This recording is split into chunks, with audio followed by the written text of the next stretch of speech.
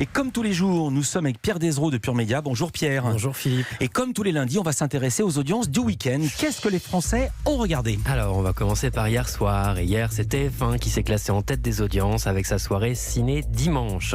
La une qui misait sur le film américain inédit La Momie. Alors, il s'agissait de la version de 2017 avec Tom Cruise et Russell Crowe. À ne pas confondre avec, bien sûr, La Momie de 1999. Ah bah non, elle est morte, celle de 99. Voilà.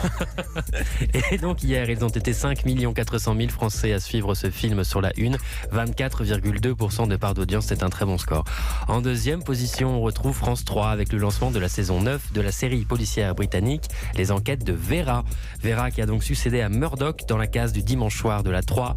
Et pour ce grand retour, la plus british des inspectrices a pu compter sur 3 740 000 fidèles. 15,9% de part d'audience. Ça fonctionne toujours très bien pour Vera. France 2 est troisième avec sa soirée dimanche de cinéma. La 2 qui proposait elle aussi un film inédit. Il s'agissait de France de François Ozon avec Pierre Ninet et Paul Abir. Ce drame franco-allemand a été suivi par 2 300 000 cinéphiles, 10,1% du public. Et au pied du podium, c'est M6 avec un nouveau numéro de Zone Interdite, le magazine présenté par Ophélie Meunier. La 6 qui proposait hier une soirée spéciale consacrée aux violences conjugales.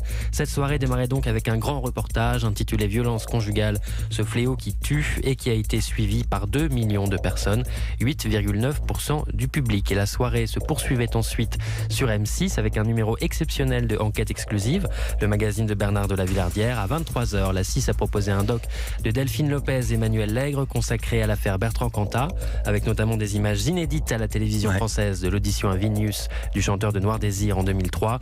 Et ce doc exceptionnel a été suivi par 1 300 000 téléspectateurs, 15% de part d'audience. Et les audiences de samedi soir, c'était la finale de la saison 10 de Danse avec les stars sur TF1. Oui, une finale marquée par la victoire de Sami El Guedari qui n'a pas vraiment attiré les foules. Une fois encore, Danse avec les stars a été battu par Commissaire Magellan avec 3 130 000 téléspectateurs, soit 16% du public. Le programme a signé sa plus faible finale historique. C'est plus de 1 million de téléspectateurs perdus par rapport à la finale du programme et la victoire de Clément Rémiens l'an passé. Plus globalement, Danse avec les stars a réalisé sa plus faible saison historique et pour l'heure, TF1 n'a pas communiqué sur une éventuelle saison 11. Et vendredi soir, il y avait le 3e numéro de Masked Singer sur TF1 et une nouvelle série sur France 2. Oui, alors ça dégringole encore pour Masked Singer. Le nouveau divertissement de TF1, également présenté par Camille Combal, a rassemblé 4 840 000 téléspectateurs. Cette fois, c'est 700 000 de moins que la semaine dernière et depuis son lancement, Masked Singer a déjà perdu près de 2 millions de téléspectateurs. Le divertissement de TF1 qui est à mi-parcours et qui peut encore inverser la tendance puisqu'il reste 3 numéros. Alors Masked Singer qui a trouvé vendredi sur sa route Tropique Criminel, une toute nouvelle série française sur France 2 avec Sonia Rolland. Et gros succès pour cette nouveauté avec 4 270 000 curieux, 19,1% du public. Une bonne nouvelle de plus pour Anne Holmes, la patronne de la fiction de France Télé. Merci beaucoup Pierre Desraux, à demain.